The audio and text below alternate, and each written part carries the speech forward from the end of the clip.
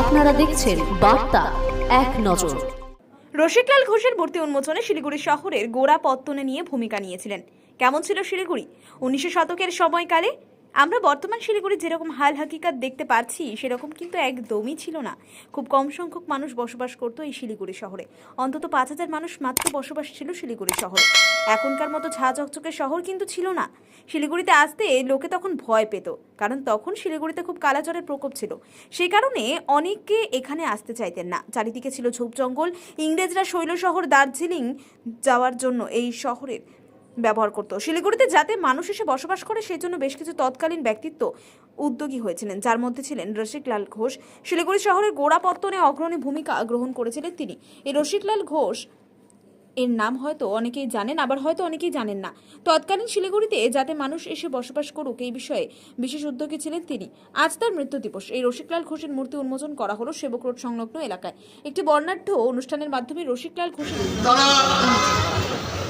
নিজের মনে করে এসেছিলেন, শিলিগুড়ি বাস করছিলেন এবং শিলিগুড়িটাকে তৈরি করেছে। কুন্তলদা বলছিলেন দুর্গাপুজো করা, আমরা মহালয় আজকে এসেছি। এই কজন মিলে শিলিগুড়ির স্টেশনে দুর্গাপুজো করা, বৃত্ত সম্মেলনে দুর্গাপুজো করা, এই এলাকাতে দুর্গাপুজো করা এবং শিলিগুড়িতে যাতে মানুষ আসে তার জন্য একটা পরিকল্পনা দেওয়া করতেন। এখানে কালো জ্বর হতো বলে মানুষ বসবাস করতো না,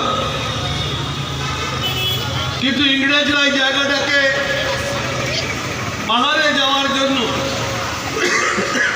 তাদের ট্রেনিং ক্যাম্প এই জায়গাটা করেছিলেন। তখনকার দিনে ঘোড়ার গাড়ি, গরুর গাড়িতে নিয়ে যাওয়ার জন্য। যাই হোক, আমাদের কাছে নতুন প্রজন্মের কাছে যারা শিলিগুড়িটা তৈরি করেছে, শিলিগুড়ির অবদান তারা রেখেছে, তাদের সবসময় আমরা শ্রদ্ধা স্মরণের সঙ্গে তাদের নাম আমরা জানা উচিত, উল্লেখ করা উচিত। ঠিক তেমনি আজকে সঠিকভাবে রসিকলাল সরণিতে তার পরিবারের লোক, এলাকার নাগরিকরা মিলে তার মূর্তি আজকে প্রতিস্থাপন করেছেন। আমরা গর্বিত, আমরা ধন্যবাদ জানাই তার পরিবার, এলাকার মানুষকে,